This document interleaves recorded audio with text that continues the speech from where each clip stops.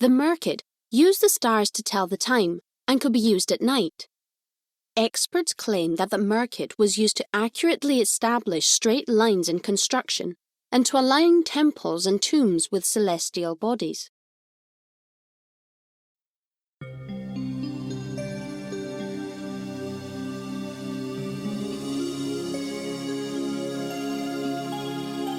The merkhet.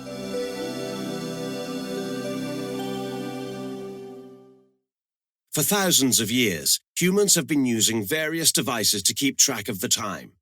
The ancient Egyptians, who have always been recognized for their skill in mathematics, architecture, and astronomy, are no exception.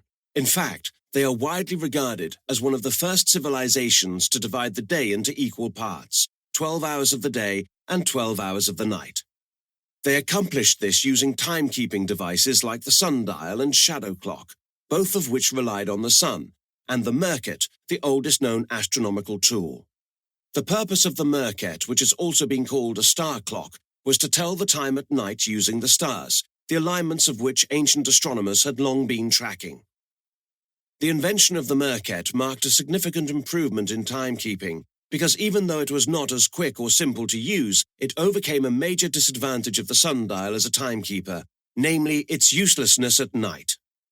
Shaped like the letter L and typically carved from wood or bone, the merkhet consisted of a horizontal bar that ends with a short vertical arm pointing upwards.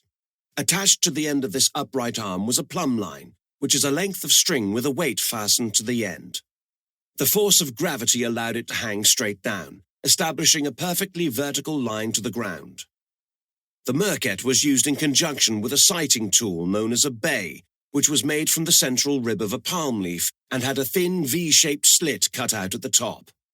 When observers looked through this narrow slit, they could precisely line up objects in the distance. To tell the time at night, 2 observers, a pair of merkhets, and 2 bays were needed. An observer held his merkhet up at arm's length and aligned it with the North Star, also called the pole star. To ensure perfect alignment, he looked through the slit of the bay, which was held close to the eye. Another observer, facing him a short distance away, also used a bay to precisely align the plumb line of his merkhet with that of the first observer. This series of alignments established a north-south meridian, an imaginary line that identifies north and south. By noting the intervals at which certain stars crossed this meridian, observers were able to mark the passage of time in hours. Interestingly, the use of the merkhet was not limited to timekeeping. Other ways in which ancient Egyptians used this tool have been proposed.